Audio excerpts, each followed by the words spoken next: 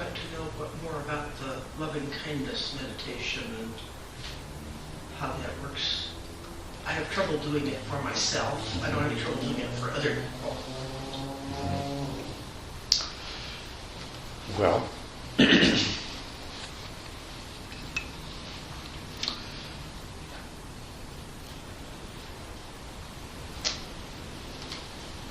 what I consider to be the most important thing is, first of all, that you are able to generate the mental states of being free from suffering and ill will, and of experiencing loving kindness and happiness. And really, everything else about the practice is just giving you repeated opportunities to do that, to generate those particular feelings. And then the second most important part about it is when you project that or offer that or send that or wish that for other people, because then it goes beyond a feeling of loving kindness to actually action, the act of loving kindness. You say you have trouble doing it for yourself. What do you mean? Well, I have trouble saying that I love myself the way I am, and I'm not used, I guess, to wishing for things for myself. You know. Because you probably are conditioned to feel that you shouldn't do that because it's, I suppose, selfish. Yeah. It's an interesting thing that one of the problems that we do have is our own selfishness, and a lot of the problems in the world are the result of all these people acting out of their selfishness.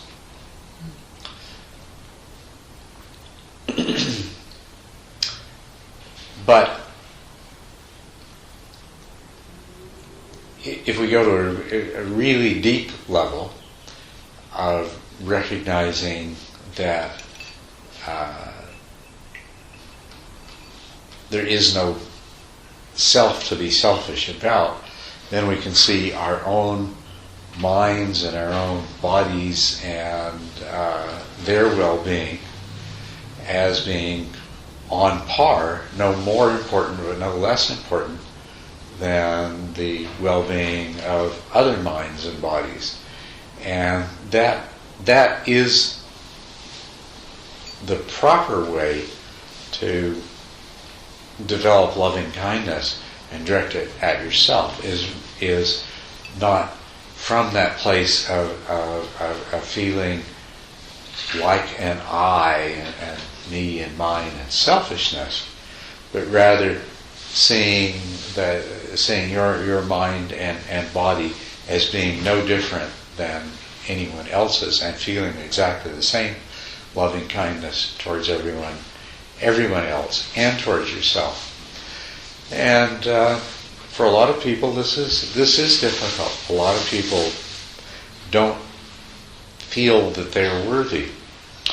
As a matter of fact, part of the practice of loving kindness is learning to forgive, and it's always easier to forgive other people than it is to forgive ourselves. And so, in that aspect of it, if you start out by forgiving other people,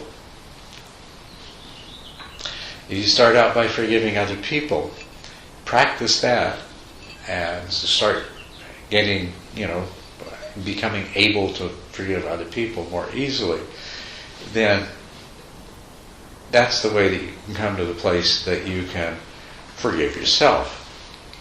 And forgiveness is an important part of being able to direct loving kindness at anybody and at yourself. In the practice of loving kindness, we start out with the people that are really easy, the people that we feel good about and we like and we admire and we feel like, they've been good to us, and so we wish loving kindness for them. But then we progressively move to the point where we can generate loving kindness and direct it towards the people that we would otherwise regard as our enemies. Those people that are, in some way or another, our nemesis and appear to us to be the cause of some of our suffering and unhappiness. So then if you can direct loving kindness to people at different degrees of closeness and reach the point where even those that you have antipathy towards, then it should be pretty easy to direct loving kindness towards yourself as well. The wish for these good things.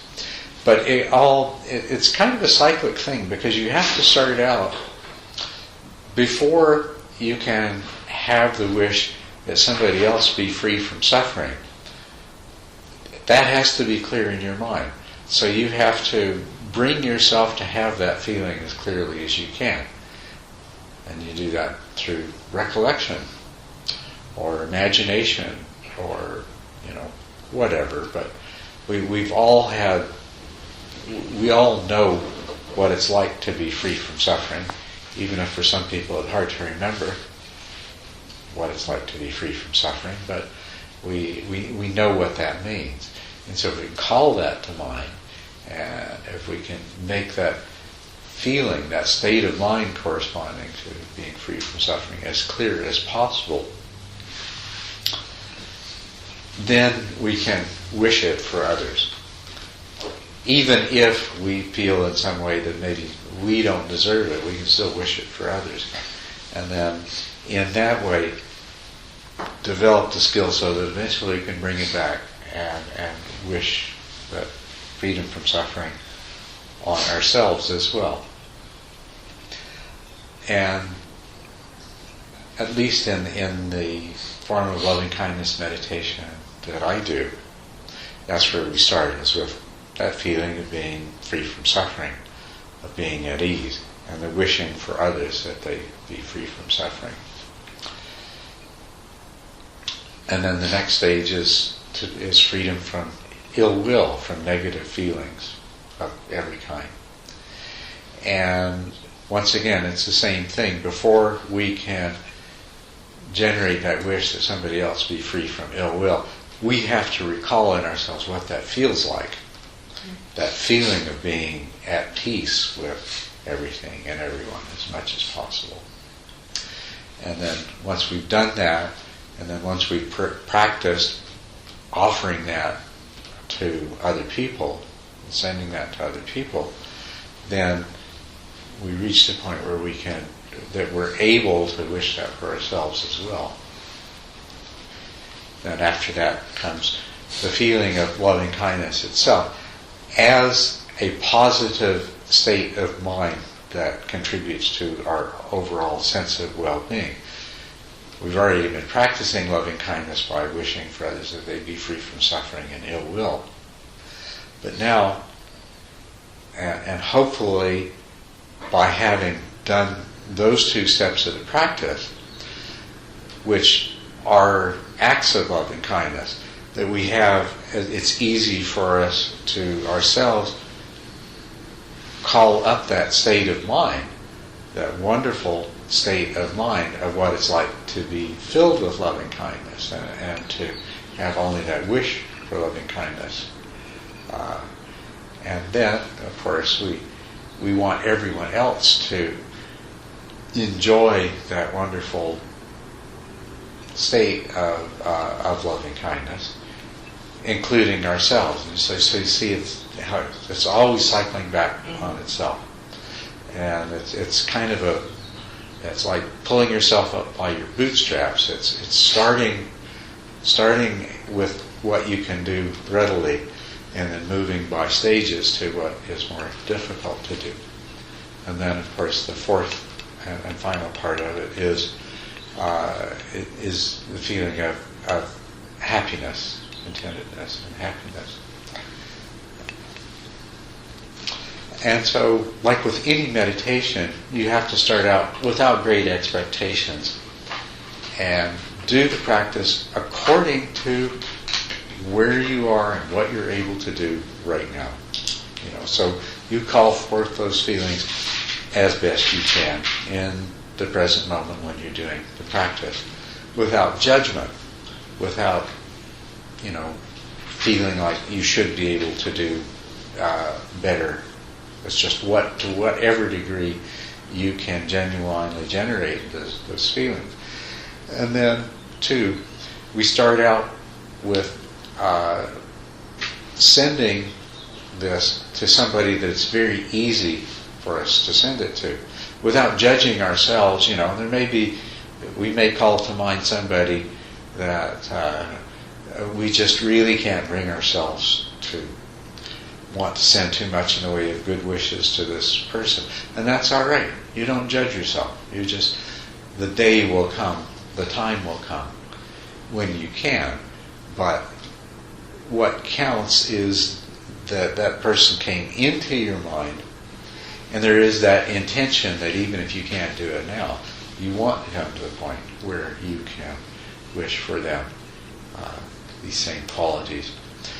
And if you happen to find yourself at any time regarding yourself in this category, and a lot of people do, a lot of people find it difficult, as if they don't deserve these things.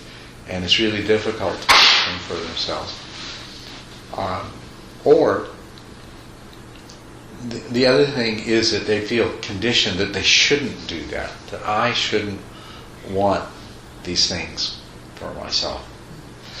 So what's really important there is to remind yourself that the I-ness of that makes it selfish is an illusion, and that there is, after all, this body and this mind, and it just is, and it is in the same way anyone else's is, and so it's no more or no less deserving than those things.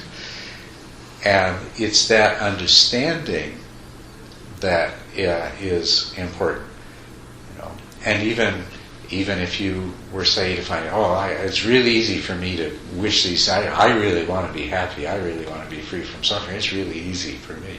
Well, then in that case, your challenge is to come to that place where you wish them for the body, mind that you call yourself, but without attachment to it, and from the same place of equal value as every other being. And so that's basically how the meditation works. But you have to remember that you're only going to be able to do what you're able to do. If you find yourself running into an obstacle, then that's a good indication that, this is something to be very valuable for me to repeat. The more often I repeat it, then the more likely that I am at some point to find myself having overcome that obstacle. There is the formal practice of loving-kindness meditation, which I was describing. Mm-hmm. And then there is learning to practice loving-kindness in all kinds of everyday situations. And it's really important to do the formal practice of it as well, because our minds do deceive us so much. And so, if you do it as a formal practice, then you get really clear on what is loving-kindness, and you learn to detect the subtle signs of resistance in your mind, and recognize more readily what is actually happening in your own mind as you're dealing with these circumstances as they arise.